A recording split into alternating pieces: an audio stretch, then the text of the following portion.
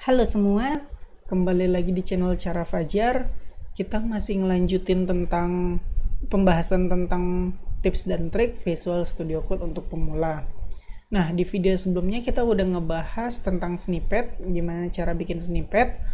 Dan di video kali ini kita mau latihan nih, bikin snippet yang berguna buat kita. Kalau kemarin kan contohnya cuma teks biasa aja. Nah, di video ini kita mau bikin snippet yang berguna buat kita. Oke, nggak usah berlama-lama, langsung buka aplikasi Visual Studio Code-nya. Ini yang kemarin aku pakai file-filenya ya. Aku close aja, aku close. Aku kerjain di snippetku, code snippets. Ini snippet yang global, jadi aku kerjain di sini aja. Oke, dan aku udah ada ini yang kemarin kita bahas. Sekarang aku hapus aja biar bersih ketika. Oke, kita nggak perlu pakai save di tampilan browser, kita cuma mau ngelihat hasil snippetnya aja. Dan di snippet ini kita mau latihan bikin form. Kan kalau snippet bawaan VS Code kan kalau kita ketik form, hasilnya cuma begini aja. Form, action, bla bla bla bla. Gimana kalau misalnya kita mau bikin form login? Anggap aja teman-teman ini banyak klien kan, jadi supaya nggak usah lama-lama, teman-teman di banyak klien itu kan banyak ada form login untuk semua halaman admin misalnya, butuh form login. Nah, teman-teman punya banyak klien kan repot tuh, harus bikin misalnya dari klien A bikin dulu form, terus label, email misalnya, terus email, terus input, dan lain-lain sampai ke bawah, kan repot banget tuh. Ini baru satu klien, gimana ada dua klien, ada tiga klien, bakal berkali-kali kan bikin ini. Nah, anggap aja form ini berguna banget, bakal ngebantuin kita supaya nggak bikin berulang-ulang sebanyak apapun klien, sebanyak itu juga kita bikin. Kita nggak mau kayak gitu, kita mau bikin jadi snippet biar bisa tinggal panggil aja. Jadi contohnya kita mau bikin form ini, snippet form. Oke, langsung aja kita masuk ke ini file snippet global ini. Jadi aku bikin dulu nih, ini kan yang kemarin nih udah selesai, ini nggak aku hapus, aku lanjutin aja di bawahnya. Kita harus bikin koma dulu baru enter buat ngebikin di bawahnya. Jadi kita mulai sekarang. Aku mau bikin form login. Oke, form login, isinya prefix, aku isi aja form login gini. Jadi dengan aku ketik form login bakal kebikin apa yang kita mau. Oke, ini udah aku jelasin kemarin nih tentang prefix. Kalau misalnya teman-teman lupa, nonton aja lagi, nggak apa-apa.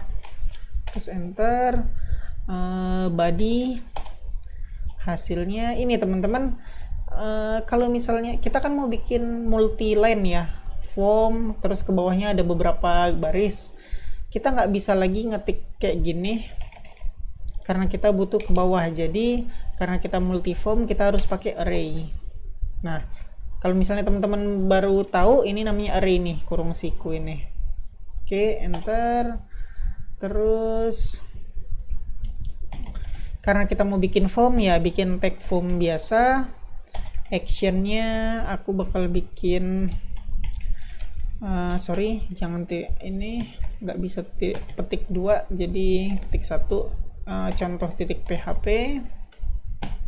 Terus ini harus koma, terus tutup form. Kita nggak mau ini, cuman ini doang, jadi kita harus tambah misalnya label for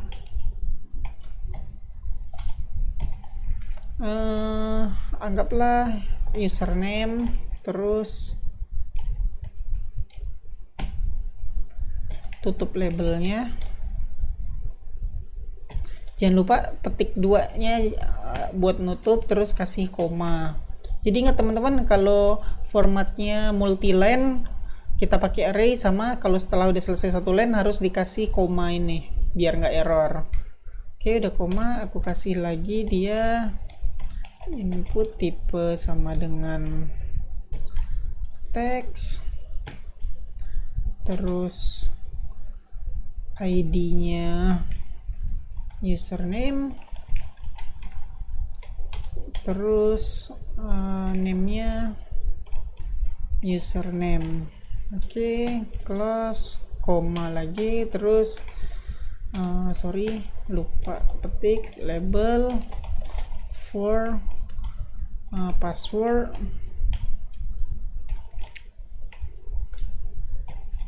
Ini ada yang lupa, username ketinggalan, terus ini password,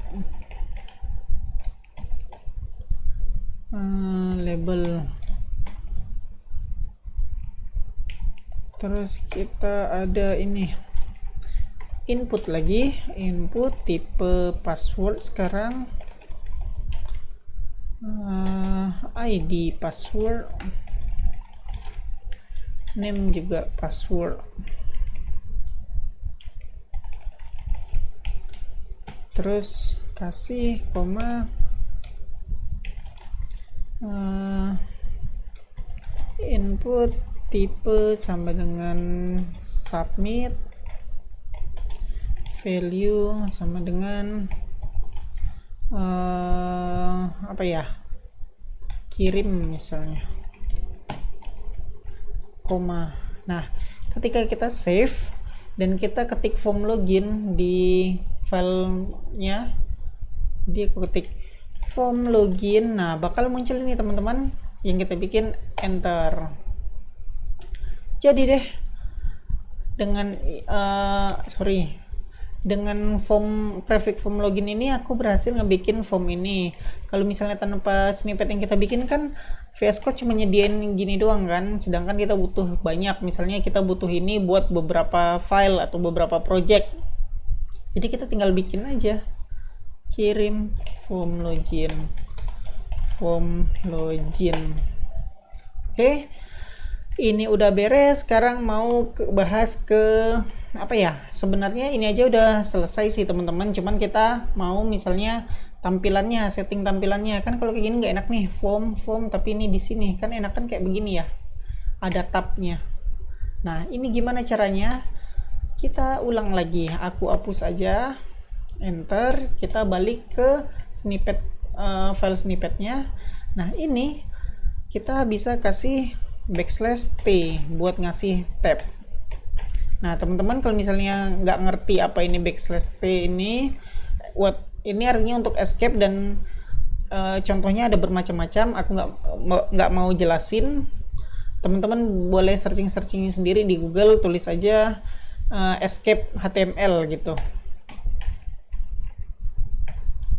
Nah, save, kita ulang lagi, kita panggil form login, enter. Nah, ini berhasil kan ke tab yang awalnya tadi kayak gini, udah kita kasih \t, jadi ada tabnya. Oke teman-teman, permasalahannya misalnya gini, form login. Nah, teman-teman actionnya ini sebentar, ada yang kurang. Form action ini, terus metodenya get, jangan get, post aja, save. Aku ulang lagi ya, form login, enter. Nah, teman-teman lihat, ini kan udah di setting secara udah di preset kan, isi-isinya kayak action ini isinya contoh .php, ini udah di preset, terus metodenya juga udah di post, semuanya udah di preset nih di sini. Sedangkan kalau misalnya filenya beda-beda, misalnya di satu project kita nggak mau actionnya ke contoh .php, kita harus ganti misalnya kontak .php, terus username ini sebenarnya bukan username tapi email. Nah, kan harus ubah satu-satu nih, klik lagi, pilih klik, kan capek banget tuh email, capek banget kan klik gini ubah, gini ubah, capek banget. Jadi ada solusinya teman-teman. Solusinya begini, yang pertama kita bisa ini kita kasih tanda dolar, terus kurung kurung 1.2, ini juga 2. Nah, ini bakal aku implementasiin ke semuanya yang udah di preset ya teman-teman. Jadi teman-teman kalau misalnya mau skip bagian ini nggak apa-apa, cepetin aja karena ini aku nggak ngejelasin, cuma nulis aja. Oke, boleh di skip supaya nggak lama nunggunya.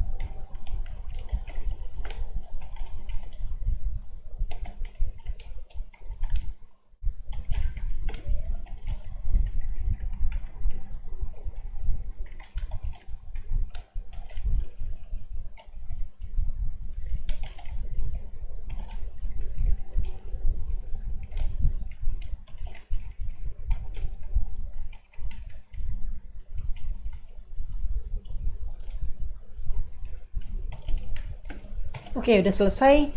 Jadi maksudnya ini teman-teman, ada urutannya 1, 2, 3, 4, 5. Sebelum aku jelasin, kita lihat aja langsung jadinya kayak mana. Aku hapus, terus kita panggil form login, enter. Nah teman-teman lihat ada perbedaannya ya.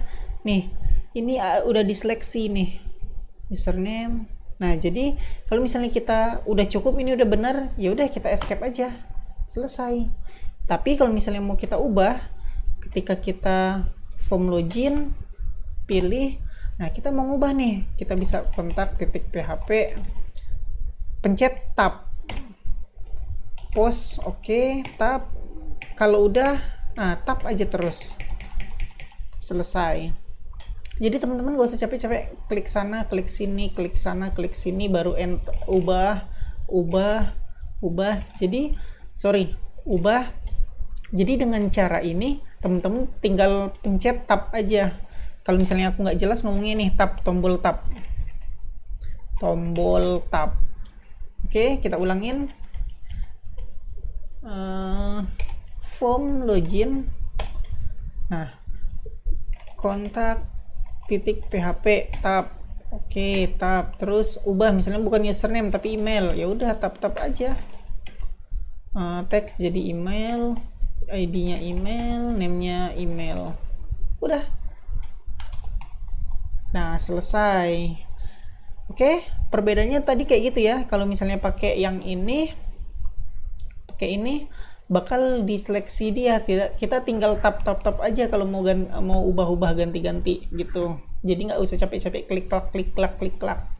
Sekarang aku mau ngejelasin nih apa artinya. Ini dolar sama kurung kurawal ini udah tahu ya. Nah, gimana dengan 1, 2, angka ini apa maksudnya? Nah, angka ini merupakan urutan yang mana dulu yang akan dipilih kalau kita pencet tab. Contoh, aku ubah ini 1 jadi 13 yang terakhir, terus yang 13 jadi 1. Jadi seharusnya ketika kita tab, yang dipilih bakal ini dulu. Oke, aku hapus. Aku bikin form, aku hapus dulu. Aku bikin form login, enter. Nah, jadi yang diseleksi ini nih, kirim ini.